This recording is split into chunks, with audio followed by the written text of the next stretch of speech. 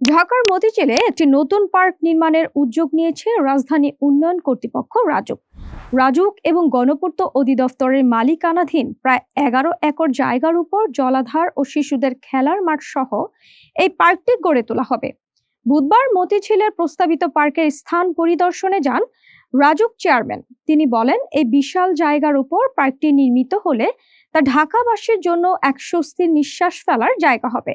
এটি শহরের সৌন্দর্য বৃদ্ধি করবে, পরিবেশ দূষণ কমাতে সহায়ক হবে এবং একই সাথে দর্শনার্থী ও নিয়মিত ভ্রমণকারীদের জন্য একটি আকর্ষণীয় গন্তব্য হয়ে উঠবে। পরিদর্শনের সময় রাজুক চেয়ারম্যান আরও জানান, রাজুকের অধিগ্রহণকৃত জায়গা দখল করে নির্মিত সরকারি ও বেসরকারি অবৈধ স্থাপনাগুলো চিহ্নিত করে সেগুলো অপসারণের জন্য প্রয়োজনীয় পদক্ষেপ নেওয়া হবে।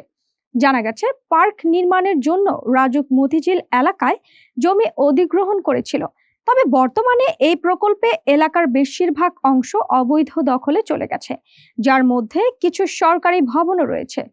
পার্কের জন্য জমি পুনরুদ্ধার করতেই আজ রাজুক চেয়ারম্যান সরেজমিনে বিভিন্ন স্থাপনা পরিদর্শন করেন। পরিদর্শিত এলাকায় বেশ কিছু গাড়ির গ্যারেজও দেখা যায়, যা পরিবেশ দূষণের একটি বড় কারণ। এরপর রাজুক চেয়ারম্যান মতিঝিল রাজস্ব সার্কেলের সহকারী কমিশনারের কার্যালয় পরিদর্শন করেন। অভিযোগ রয়েছে, এই কার্যালয়টি রাজুকের অধিগ্রহণকৃত জমির উপর কোনো অনুমতি ছাড়াই নির্মাণ করা হয়েছে। রাজুক চেয়ারম্যান এই কার্যালয়টি অন্য স্থানে সরিয়ে নেওয়ার জন্য প্রয়োজনীয় নির্দেশনা দিয়েছেন। এছাড়াও তিনি ঢাকা দক্ষিণ সিটি কর্পোরেশন কর্তৃক রাজুকের অধিগ্রহণকৃত জমিতে বর্জ্য নিষ্কাশনের কাজ বন্ধ করার নির্দেশ দিয়েছেন।